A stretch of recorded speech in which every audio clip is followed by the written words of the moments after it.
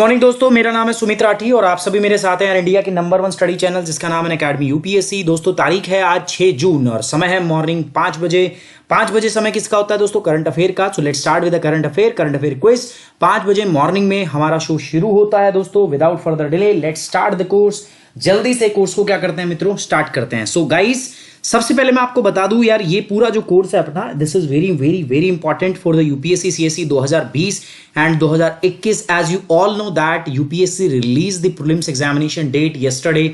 और आपके एग्जाम कब है दोस्तों? अब एग्जाम होगा आपका 4 अक्टूबर को।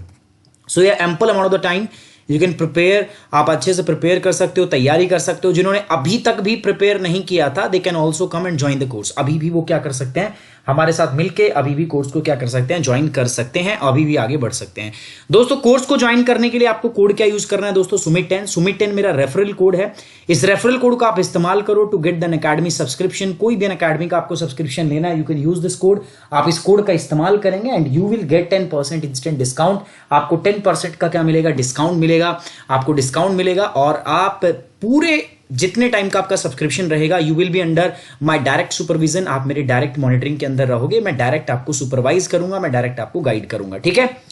चलिए दोस्तों, यूपीएससी सीएससी 2020-21 के लिए नया बैच, और ये मैं बोल दूं एक बैच नहीं है दोस्तों, एक पूरा प्रोग्राम है। जिस प्रोग्राम की पहली कड़ी जो है वो मैंने लॉन्च कर दी है, वर्ल्ड ज्योग्राफी। वर्ल्ड ज्योग्राफी के साथ साथ अभी मैं बहुत सारे अपने नए इनिशिएटिव्स, नए प्रोग्राम के साथ में आने वाला हूं। मेरे साथ बने रहें, मेरे साथ जुड़े रहें। बहुत जल्दी बहुत सारी चीजें आपके लिए मैं अनलॉक करने वाला हूं, आपके लिए लेके आने वाला हूं। So just be with us, मेरे साथ बने रहे दोस्तों, मेरे साथ जुड़े रहें। मेरा प्रोग्राम जो है मिशन आईएएस 2021, और अब तो मैं एच भी लेके आने वाला हूं, मिशन आईएएस 2021। ये मेरे साथ ज्वाइन कीजिए। इसके लिए आप क्या कर सकते हैं दोस्तों? इसके लिए अनअकैडमी पे जाके आप कोड सब्सक्राइब कर सकते हैं। और दोस्तों याद रहे, आपको कोड क्या यूज करना है? You have to use this promo code. आपको सुमित 10 प्रोमो कोड का ही इस्तेमाल करना है। अनअकैडमी पे ऑलरेडी मेरे फिजिकल ज्योग्राफी, इंडियन ज्योग्राफी के कोर्स, इकोलॉजी का कोर्स मेरा ऑलरेडी यहां पर हो चुका है। सुमित 10 ये मेरा रेफरल कोड है। इस रेफरल कोड का आप इस्तेमाल कर सकते हो बिना झिझक। किसी भी अनअकैडमी के सब्सक्रिप्शन के लिए आपको डिस्काउंट तो मिलेगा ही मिलेगा, साथ में अगर आप यूपीएससी कैटेगरी के अंदर हो तो आपको मैं कंप्लीट गाइडेंस भी दूंगा। अगली बात करते हैं दोस्तों आज पहले सवाल की, स्वदेश। स्वदेश का मतलब क्या है? Skill worker, arrival, database, employees, employment support. देखो अभी हमने क्या किया है दोस्तों, अगर आपको याद हो तो हमने वंदे भारत मिशन चलाया, ठीक है। हमने क्या चलाया? वंदे भारत मिशन चलाया कि नहीं चलाया? अब बताओ। वंदे भारत मिशन के तहत हम क्या किया, हम बाहर से जो इंडियंस थे, ठीक है, वो बाहर देश में थे, इंडियंस थे बाहर देश में, वो इंडियंस से जो हम उनको वापस लेके आ गए। अब उन इंडियंस के अंदर हम क्या कर रहे हैं, उनकी स्किल मैपिंग कर रहे हैं। क्या कर रहे हैं? We are doing the skill mapping. Skill mapping क्या होती है सर? स्किल मैपिंग ये होती है कि हम उनका पता लगा रहे हैं किस बंदे को क्या काम आता है, किसको क्या नहीं आता। भाई कोई हो सकता है अच्छा आपका लकड़ी काटने वाला हो, ठीक है, अच्छा कारपेंटर हो सकता है कोई अच्छा फिजियोथेरेपिस्ट हो सकता है कोई कुछ काम, मतलब सबकी अपनी अपनी स्किल होगी, है ना। सब अपने अपने कुछ ना कुछ काम जानते होंगे, कुछ काम कर रहे हैं। हम उनके क्या करेंगे, उनका एक डेटाबेस, उनका एक आधार जो है, उनका डेटाबेस जो है हम वो तैयार करेंगे कि किस बंदे को क्या काम आता है। इसका क्या फायदा होगा सर? इसका फायदा ये होगा दोस्तों, कभी भी किसी कंपनी को अगर इस प्रकार के लेबर की जरूरत पड़ती है तो सरकार ये डेटा उनको डायरेक्ट ट्रांसफर करेगी, और वो सरकार से डेटा डायरेक्ट कंपनियां भी ले सकती हैं, सरकार भी इनको डायरेक्ट ट्रांसफर करेगी। तो इससे जो रोजगार की जिनको जरूरत है उनको रोजगार मिलेगा, प्लस जो कंपनी है उनको स्किल्ड लेबर मिल जाएगी। दोनों का फायदा है, विन विन सिचुएशन है। So consider the following statement with respect to the Swadesh initiative. Swadesh इन पहल के संदर्भ में निम्नलिखित विचारों पर आपको, निम्नलिखित कथनों पर विचार करें। It is a joint initiative of Ministry of Skill Development and Entrepreneurship, the Ministry of Civil Aviation and Ministry of External Affairs। ये कौशल विकास और उद्यमिता मंत्रालय, नागरिक उड्डयन मंत्रालय और विदेश मंत्रालय की एक संयुक्त पहल है। बिल्कुल सही बात है, इट्स अ जॉइंट इनिशिएटिव। देखो मिनिस्ट्री ऑफ स्किल डेवलपमेंट तो स्किल मैपिंग करेगी, है ना, और मिनिस्ट्री ऑफ सिविल एविएशन भैया ये लेके आ रही है सबको, तो उनका डेटा क्रिएट कर रही है। और एक्सटर्नल अफेयर मिनिस्टर को तो पता है कौन किस कंट्री से आ रहा है, उसके पास तो वैसे भी डेटा। तीनों मिनिस्ट्री मिलके काम कर रही है, जॉइंट इनिशिएटिव रहेगा ये आपका। NITI Aayog is implementing agencies for the project स्वदेश। ये नहीं है नीति आयोग, इसकी जो इंप्लीमेंटिंग एजेंसी नहीं है, जॉइंट इनिशिएटिव है इन तीनों के बीच का। It aims to conduct a skill mapping, as already told you. इनका काम क्या होगा? भारत के श्रेष्ठ भारत कार्यक्रम के तहत लौटने वाले नागरिकों को कौशल मानचित्रण करना। कौशल मानचित्रण का मतलब क्या होगा? उनके आपके स्किल क्या है, क्या क्या कौन क्या काम करता है, उस स्किल को हमें क्या करना पड़ेगा दोस्तों? उस स्किल को हमें हमें उस स्किल का ध्यान देना है, हमें उसकी स्किल का एक मानचित्रण करना है, हमें स्किल की मैपिंग करनी है। सो बिल्कुल सही बात है, मैंने अभी तो बताया आपको। So first and third these are the correct statement, second is not correct. So इसीलिए सवाल का जवाब क्या होगा दोस्तों आपका सी, 1 and 3 ओनली। समझ में आ रही बात आपको? 1 and 3 are the correct answer. पहला और तीसरा जो है वो सही जवाब आपका रहेगा। It aims to conduct a skill mapping exercise on of the returning citizen under the एक भारत श्रेष्ठ भारत। नो, एक भारत श्रेष्ठ भारत लिखा हुआ है दोस्तों। सो ये नहीं होगा, ठीक है, माफ करना, थोड़ा गलती हो गया यार, आगे की स्टेटमेंट ही नहीं पढ़ी मैंने। सो एक भारत श्रेष्ठ भारत नहीं होगा ये, बाकी ये सही है, वंदे भारत प्रोग्राम के तहत है, इसीलिए ये नहीं होगा आपका। Only one statement, only one is the correct answer. ठीक है, डन। चलिए, सो ऐसा देखो पेपर में भी होता है, एग्जाम में भी होता है, कई बार हम जल्दी में एक्साइट हो जाते हैं और हम पहली स्टेटमेंट को पढ़ के ही जवाब दे देते हैं, और ऐसे में हमारा सवाल जो है, क्वेश्चन जो है वो गलत हो जाता है दोस्तों। तो आपको भी इसके लिए ध्यान में रहना है, आपको इस बात को ध्यान में रखना है। Government of India has recently launched a new initiative स्वदेश। भारत सरकार ने अभी एक रिसेंटली एक नया इनिशिएटिव लॉन्च किया जिसका नाम है स्वदेश। नाम होगा skill worker arrival database for employment support to conduct a skill mapping exercise of returning citizen under the Vande Bharat mission. Bharat सरकार ने वंदे भारत मिशन के तहत लौटने वाले नागरिकों के कौशल मानचित्रण अभ्यास का संचालन करने के लिए हाल ही में एक नई पहल जिसका नाम है स्वदेश को शुरू किया है। समझ में आ रही बात? गवर्नमेंट का एक नया इनिशिएटिव है, रिसेंटली लॉन्च किया है, Swadesh skilled worker arrival database for the employment support to conduct the skill mapping exercise of the returning citizen under the Vande Bharat mission. ठीक है, क्लियर। सो आप रजिस्टर कर सकते हो फ्यूचर एम्प्लॉयमेंट अपॉर्चुनिटी के लिए। देखो जो लोग आ रहे हैं, जो विदेश से आए हैं, वो अपने आप को यहाँ पर रजिस्टर कर सकते हैं। ऑनलाइन पोर्टल भी बनेगी आपका, है ना, आपका स्किल कार्ड होगा, आपको एक स्किल कार्ड दिया जाएगा ऑनलाइन, आपको स्किल कार्ड भरना है कि आपको क्या क्या काम आता है, क्या क्या नहीं है, और फिर आप जो एम्प्लॉयमेंट जानते हैं, जो रोजगार आप करने के लायक है, तो उनके हिसाब से आपको क्या मिलेगी, जॉब मिल जाएगी। सो आपको पहले रजिस्टर करना पड़ेगा। ठीक है, मैंने बता दिया it is a joint initiative between the skill ministry of skill development, ministry of civil aviation and ministry of external affair. तो तीनों ने मिलकर ये काम जो है वो करना है दोस्तों। और द कलेक्टेड इन्फॉर्मेशन जो है, जो ये डेटा कलेक्ट किया जाएगा, स्किल कौशल मानचित्रण किया जाएगा, ये डेटा कलेक्ट करके कंपनी के साथ में साझा कर दिया जाएगा।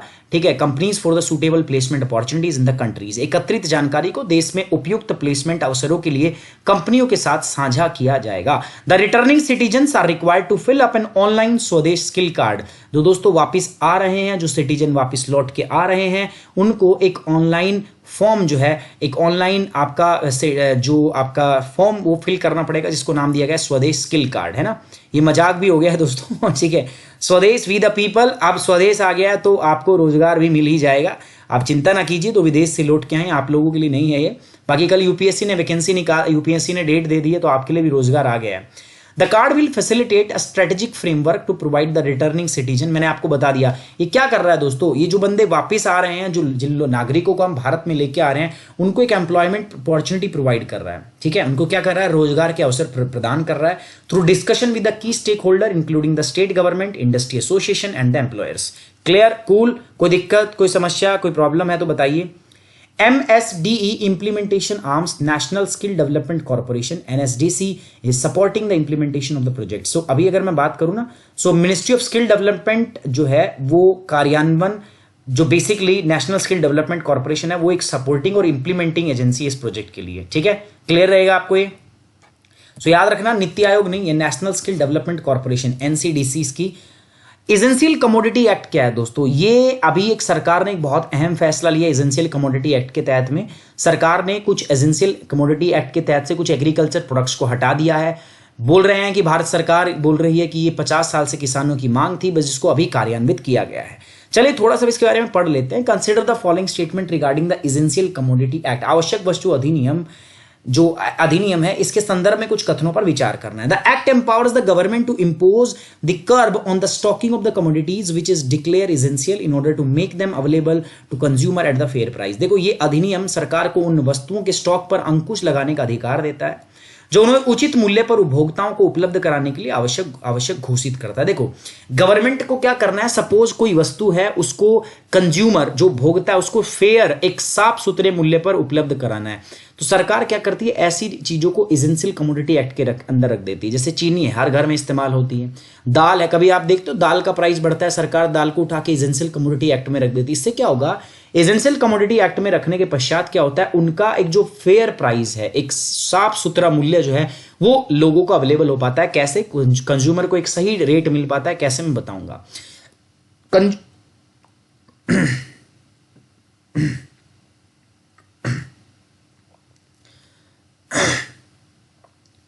Sorry guys. सो कंज्यूमर, अगर मैं बात करूं इसमें कमोडिटी एक्ट के तहत क्या किया जाता है, कमोडिटी एक्ट के तहत बेसिकली हम क्या करते हैं, स्टेट जो है वो होर्डिंग पर इंपोजिशन लगा, होर्डिंग जो होते हैं ना, जो आप स्टॉक करके रखते हो ना भाई, दुकानदार क्या करते हैं, माल जमा कर लेते हैं गोडाउन के अंदर और उस माल को रिलीज ही नहीं करते हैं, रोक के बैठ जाते हैं, है ना। तो वो जो स्टॉक होल्डिंग होती है ना, उस पर लिमिटेशन लगाता है, उस पर प्रतिबंध लगाता है, ठीक है। तो ये काम होता है। तो state can choose not to impose any restriction on the stock holding limits notification made by the centre. केंद्र सरकार के द्वारा की गई स्टॉक होल्डिंग्स सीमा अधिसूचना का कोई राज्य प्रतिबंध नहीं लगा सकता। समझना बात को। State can choose not to impose any restriction.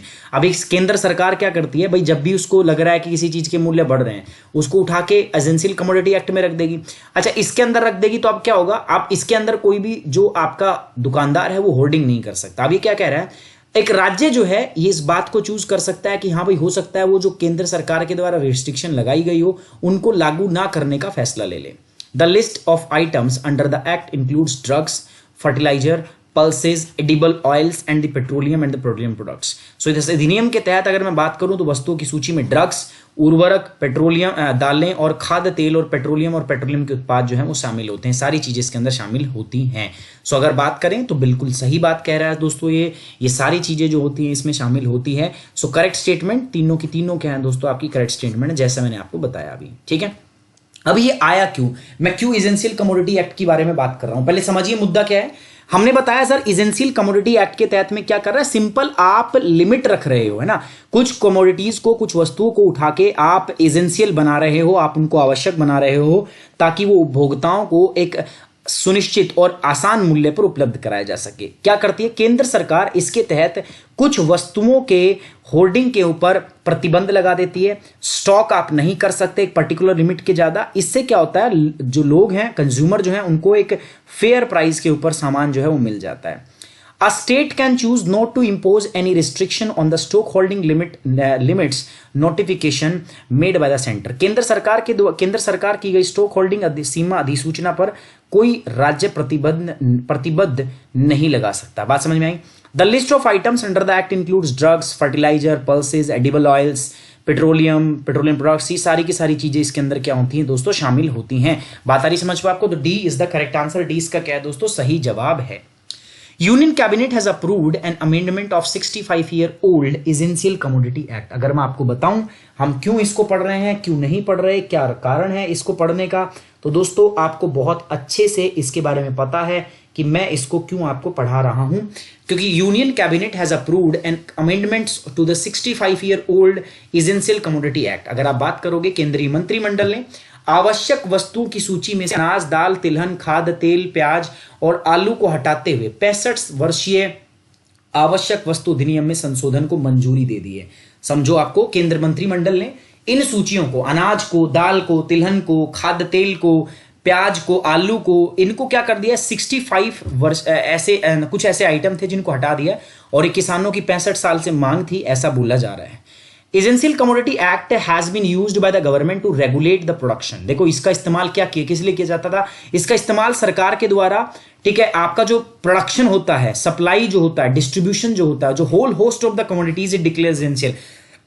जितनी भी वस्तुओं को सरकार आप एसेंशियल घोषित करती है, आवश्यक घोषित करती है ना, उन सब को सरकार रेगुलेट करती है, उनका प्रोडक्शन को रेगुलेट करती है, उनकी सप्लाई को रेगुलेट करती है, डिस्ट्रीब्यूशन को रेगुलेट करती है ना, इन सब चीजों को क्या करती है सरकार, रेगुलेट करती है। The list of item under the act includes the drug, fertiliser, pulses and edible oils and petroleums and petroleum products. अधिनियम के तहत वस्तुओं की सूची में ड्रग्स, उर्वरक, दालें, खाद्य तेल और पेट्रोलियम पदार्थ आदि शामिल होते हैं। The centre can include new commodity and when the needs arises and take them off the list once the situation improves। देखो सेंटर एक बार इनको नई कमोडिटीज में रख भी सकता है और जब समय आ जाए ना तो इनको हटा भी सकता है, इसमें ऐसा कुछ नहीं है, मतलब मन करेगा तो इसमें रख भी सकता है और जब समय लगेगा सेंटर को कि समय ठीक हो गया भाई, अब सब चीजें सही है, नॉर्मल है, प्राइस नहीं बढ़ रहा तो सेंटर उसको हटा भी सकता है। The state act as a notification to specify the limit and take steps to ensure that these are adhered to. देखो राज्य को इस अधिसूचना को सीमाओं को निर्दिष्ट करता है और इसको सुनिश्चित करने के लिए सरकार राज्य सरकार कदम उठाता है। मैंने बताया एक स्टेट ये भी चूज कर सकता है कि हाँ भाई वो कोई रिस्ट्रिक्शन इंपोज ना करे। एक राज्य हालांकि किसी भी प्रतिबंध लगाने के लिए कोई भी प्रतिबंध ना लगाए, ऐसा भी हो सकता है वो कहे कि ठीक है भाई मैं कोई प्रतिबंध नहीं लगाऊंगा। But once it does, a trader have immediately sell into the market any stock held beyond the mandated quantity. This improves supplies and bring down the price. देखो इसमें क्या होता है, जब भी आपको देखो एक बात बताओ, जब भी एसेंशियल कमोडिटी एक्ट के अंदर किसी वस्तु को आप रख दोगे ना, तो भाई कोई भी जो सप्लायर है एक लिमिट से ज्यादा स्टॉक कर ही नहीं पाएगा, तो मार्केट में सप्लाई अच्छी हो जाएगी, सप्लाई साइड अच्छा हो जाएगा, तो ऑटोमेटिकली क्या होगा गाइज, ऑटोमेटिकली अगर उसमें बात करूं तो फिर आपका जो ट्रेडर्स हैं, जो प्राइस हैं वो अच्छे में मिल पाएगा दाम में ना। सरकार इसके तहत एमआरपी भी फिक्स कर सकती है, कह देगी भाई इस चीज का एमआरपी इससे ज्यादा नहीं होगा, है ना। एशियन एलिफेंट के बारे में पढ़ेंगे। अच्छा ये न्यूज में क्यों है, क्योंकि केरला में एक बहुत शर्मनाक घटना देखी यार, आदमी ने मतलब अपनी मानवता जो है वो बिल्कुल त्याग कर दी। हाथी जो है, बोला जाता है हाथी मेरे साथी, है ना, हम मानते हैं ये बात, लेकिन यार मतलब आदमी ने मतलब बिल्कुल इंसानियत की हद ही जो है वो पार कर दी है। मतलब कोई उनके अंदर इंसानियत नाम की चीज, जानवरों से भी बदतर जो है वो बर्ताव जो है किया है उन्होंने। एक प्रेग्नेंट जो फीमेल एलिफेंट है उनके साथ में एशियन, चलो ये तो हुआ, बाकी शर्म की बात है यार, हम सबको इससे जो हमारी ह्यूमैनिटी है, पूरी जो मानवता है उसका शर्म से सर जो है वो झुक गया है इसके बाद में। बट चलिए ठीक है, कोई बात नहीं, देख लेते हैं इसमें यूपीएससी के रिलेटेड क्या है। ये जो एलिफेंट जिनके साथ ये कांड हुआ है बेचारे, वो एलिफेंट एशियन एलिफेंट्स से, तो एशियन एलिफेंट्स के बारे में कुछ स्टेटमेंट दी गई है। Asian elephants are included in the appendix 1 of UN convention on migratory species. अभी याद है आपको COP 13 की बैठक हुई थी, COP 13 मतलब conference of party convention on migratory species, Gandhinagar में, जस्ट लॉकडाउन से पहले, अगर आपको याद हो तो उसके अंदर कुछ एडिशनल, कुछ अन्य जीवों को इसके अंदर ऐड किया गया था। कौन कौन से थे बताऊंगा उसके बारे में। तो हाथी मेरे साथी, हाथी भी उसके अंदर एक था, हाथी, ग्रेट इंडियन बस्टर्ड अगर याद हो आपको तो, ठीक है, बंगाल फ्लोरिकेन अगर आपको याद हो तो, ठीक है। तो बहुत सारे जो जानवर थे उनको कन्वेंशन ऑन माइग्रेटरी स्पीसीज के अंदर में इंक्लूड किया था। It classifies as vulnerable in the IUCN red list. ये बकवास की बात है, ये IUCN की रेड लिस्ट में वल्नरेबल है ऐसा नहीं है। Hunting trading an elephant can attract rigorous punishment up to the 7 year, ठीक है। आपको कितने दिनों का, आपको कितने टाइम की सजा जो है वो हो सकती है दोस्तों, आपको 7 साल की सजा हो सकती है। तो बिल्कुल एकदम क्या है दोस्तों, ये एकदम करेक्ट है। सो ये भी करेक्ट है, ये भी करेक्ट है। दूसरा स्टेटमेंट क्या है दोस्तों आपका, रॉन्ग है। So 1 and 3 these are the correct statement. So पहला और तीसरा सही हो गया आपका। So C is the correct answer, ठीक है, डन है ना। चलो एक्सप्लेन कर दे थोड़ा। Pregnant wild elephant dies in the Kerala after the cracker. मैंने बताया था वो क्रैकर से भरा हुआ पाइनएप्पल उसने खाया तो उसके मुंह में एक्सप्लोड कर गया, तो वो गलत बात है। तो वो जो थे बेसिकली, वो जो प्रेग्नेंट जो एलिफेंट थी वो एशियन प्रजाति, एशियन एलिफेंट थी। अच्छा, भारत के अंदर 3 सब स्पीसीज पाई जाती है, Asian elephant, Indian elephant and Sumatran Sri Lankan elephant. India is the home of between 50 to 60% of the Asian wild, जो एशिया के जो वाइल्ड एलिफेंट है ना, 50 से 60% और 20% डोमेस्टिकेटेड एलिफेंट यहां पर भारत के अंदर में पाए जाते हैं, ठीक है। चलिए, Asian elephants, Jaguar, great Indian bustards, ये मैंने बताया था 10 स्पीसीज थी जिनको हमने COP 13 जो हुई थी अभी गांधीनगर में, उसमें appendix 1 of UN convention on migratory species के अंडर में हमने रखा था इसको, ठीक है। माइग्रेटरी स्पीसीज क्या होती है? माइग्रेटरी स्पीसीज में be listed in the appendix 1 provided that the best scientific evidence available indicates that the species is endangered। हम पता है इसको अपेंडिक्स 1 में क्यों रखते हैं? जब हमारे पास ये एविडेंस हो कि हाँ यार ये स्पीसीज जो है ये एंडेंजर्ड है, इसको खतरा है, लुप्त प्राय प्रजाति है, तभी हम ये करते हैं। Asian elephants are listed as endangered in the IUCN list. Vulnerable नहीं है, वो एंडेंजर्ड है। अभी हमने देखा था ना क्वेश्चन में क्या दिया था, vulnerable, but they are endangered.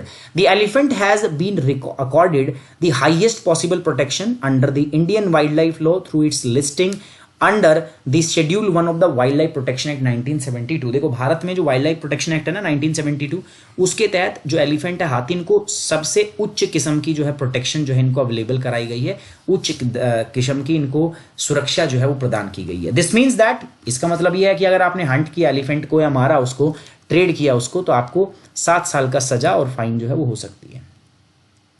अगली बात करते हैं दोस्तों, इंडियन फार्माकोपिया कमीशन। अभी ट्रायल का जमाना है दोस्तों, सब लोग ट्रायल करके देख रहे हैं। अलग अलग संस्थाएं ट्रायल कर रही है, तो भारत भी ठीक है ट्रायल कर रहा है। तो ट्रायल जो है जनरली क्या करते हैं, आदमियों के लिए जो मेडिसिन बनाते हैं उसके लिए हम पकड़ के जानवरों पे ट्रायल करते हैं, ठीक है। तो अभी जो इंडियन फार्माकोपिया कमीशन है ना, उसने मना किया है कि यार ऐसा मत करो, आप जानवरों के ऊपर ट्रायल इसका मत करो, है ना, ये इनह्यूमन है, सो ये मत करो आप। तो उसके लिए अभी बात हुई है, तो इसलिए न्यूज़ में था, तो हमने सोचा चलो आपको बता देते हैं, आपको पढ़ा देते हैं कि क्या है क्या नहीं है, ठीक है। चलिए, सो इंडियन फार्माकोपिया कमीशन के बारे में हम पढ़ रहे हैं। क्या है, union health and family welfare government of India, इनके अंडर में आता है इंडियन फार्माकोपिया कमीशन। चलिए, consider the following statement regarding the Indian pharmacopoeia commission. भारतीय फार्माकोपिया आयोग के बारे में निम्नलिखित कथनों पर विचार करें।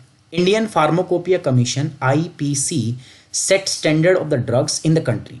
भारतीय फार्माकोपिया आयोग आईपीसी ने देश में दवाओं के मानक निर्धारित किए हैं, पहली बात। दूसरा, Indian pharmacopoeia commission IPC in short form is an autonomous institution under the ministry of fertiliser and, क्या लिखा है, केमिकल एंड फर्टिलाइजर। अभी तो देखा आपने पीछे, क्या देखा सर हमने, सर अभी पीछे हमने जस्ट देखा है कि ये इंडियन फार्माकोपिया कमीशन किसके अंडर में आता है, ministry of health and family welfare के अंडर। तो ये तो गलत बात होगी, हाँ ऑब्वियस बात है, गलत स्टेटमेंट है। सो ये गलत हो गया दोस्तों, सेकंड स्टेटमेंट गलत है ना। तो सेकंड तो नहीं होगा, तो सही क्या होगा आपका, only one is the correct statement. Indian pharmacopoeia commission जो है ना, वो भारत के अंदर जो ड्रग्स हैं, दवाइयाँ होती हैं, उनके स्टैंडर्ड निर्धारित करता है। अभी मैंने बताया, recently Indian pharmacopoeia commission IPC has proposed ending animal test abnormal toxicity test ATT for the human vaccine. हाल ही में भारतीय फार्माकोपिया आयोग आईपीसी ने आपका क्या किया है, अगर हम बात करें मानव टीकों के लिए पशु परीक्षण असामान्य विषाक्तता परीक्षण को समाप्त करने का प्रस्ताव दिया है। एक ऑटोनोमस इंस्टीट्यूशन है जो ministry of health and family welfare के अंडर में काम करता है। ये इसका स्ट्रक्चर है दोस्तों, अगर आप देखना चाहें तो एग्जैक्ट। तो ये क्या करता है, दवाइयों के जो है आपके स्टैंडर्ड जो है वो सेट करता है, जो भारत में बनाई जाती है, खरीदी जाती है, बेची जाती है, उनके लिए। अभी जो इंडियन फार्माकोपिया कमीशन है, ये एक डॉक्यूमेंट पब्लिश करता है, इंडियन फार्माकोपिया, समझ में आ रही बात, तो ये यही पब्लिश करता है इंडियन फार्माकोपिया कमीशन। एटीटी जो होती है was originally developed in 1950s to detect external contaminants in the vaccine and has remained the de facto gold standard despite mounting scientific evidence against its reliability and value. European Union and United States Pharmacopoeia deleted the ATT on the WHO recommendation in November 2010. European संघ और संयुक्त राष्ट्र America ने ये basically इसको हटा दिया है दोस्तों। सो चलिए कोई बात नहीं। फोस्कोस क्या है दोस्तों, food safety compliance system. Food safety compliance system जो है एक नया सिस्टम लॉन्च किया है दोस्तों, फूड सेफ्टी कंप्लायंस सिस्टम, जिसको हम बोल रहे हैं FoSCoS. So consider the following statement regarding the FoSCoS food safety compliance system. खाद्य सुरक्षा अनुपालन प्रणाली के बारे में निम्नलिखित कथनों पर विचार करें। पहली बात, the food safety compliance system will replace the existing food licence and registration system. ये जो है ना फूड कंप्लायंस, जो अभी जो हम बात कर रहे हैं फूड सेफ्टी, जो फोस्कोस है, ये कह रहा है कि जो वर्तमान में हमारी food licensing and registration policy है, जिससे हम फूड को, जो फूड लाइसेंस है आज हम रजिस्ट्रेशन करते हैं, उसको क्या किया जाएगा, इससे दोस्तों रिप्लेस कर दिया जाएगा। It is a cloud based online platform for granting licence and registration to the food business operation.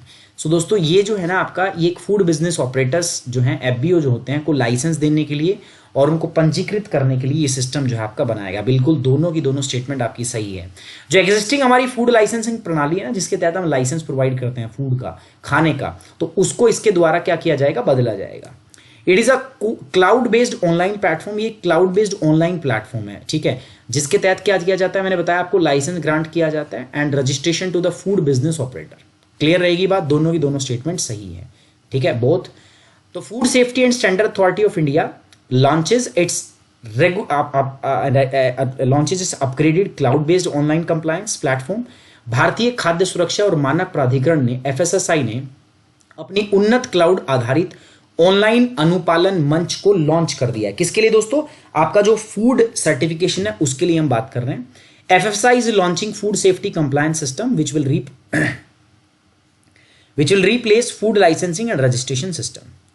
Food safety regulation aims to make food safety and compliance system as the one-stop point for all its regulatory and compliance engagement with the food business operator (FBO).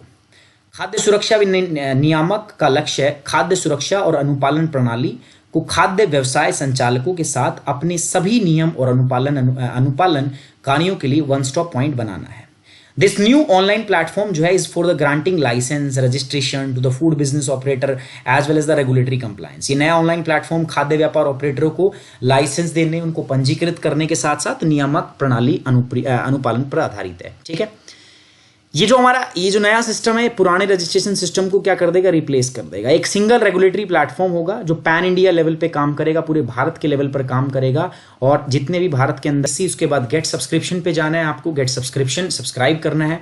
देखो बस बाकी same process है। 24 month आप जानते हो 24 month का है, आप सब्सक्राइब कर सकते हो इसको। वैसे प्राइस है 92,000, अभी मिल रहा है आपको कितने में दोस्तों, सिर्फ आपको मिल रहा है 52,000, 52,000 रुपए में। और आपको बस यहाँ कोड क्या यूज करना है दोस्तों, सुमित10। You just have to use the code सुमित10। आप सुमित10 कोड यूज कीजिए, you will get the 10% instant discount. और आपको ये कोर्स कितने मिलेगा, ओनली एट 43,200 रुपीज। क्लियर है गाइस? चलिए, आई होप आपको सब कुछ समझ में आ गया सारी बात। सो दोस्तों क्या कह रहा हूं मैं आपको, कोर्स ज्वाइन कीजिए फटाफट से। लाइव हो गया है दोस्तों, कोर्स आपका आ गया है, एग्जाम आपका आ गया, तो फटाफट आइए मेरे साथ जुड़िए, अपनी तैयारी को स्ट्रीमलाइन कीजिए। ठीक है, चलिए, आई होप आप सभी को समझ में आ गया। मैं उम्मीद करूंगा अच्छे से समझ में आया। और सभी लोगों को मैं चाहता हूं, मैं इन्वाइट करता हूं, आइए मुझे प्लस पे ज्वाइन कीजिए। On this note we are ending the class. Thank you very much, take care, bye bye, जय हिंद।